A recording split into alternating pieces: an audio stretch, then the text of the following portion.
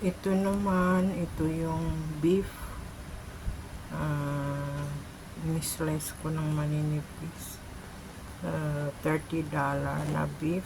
Tapos yung green chives. Green. Kasi pag yellow, ang hinahalo ko ay itlog. Pwede rin to sa itlog yung green.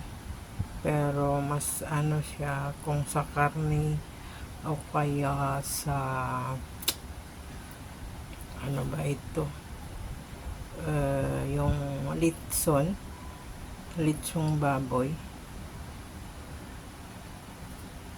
yun pwede.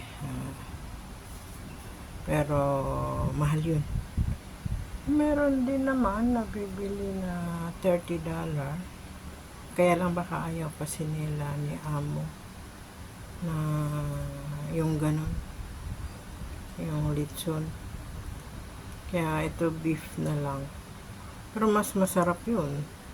Bili lang $30 na litson tapos iba fry dito. Wala eh. Hindi man pwede ako ang masunod. O siya, sige, ito ay stir fry lang. Ano bang lagay ko dito? Siguro 2 slice of ginger na lang ang ano ko. Okay, bye bye.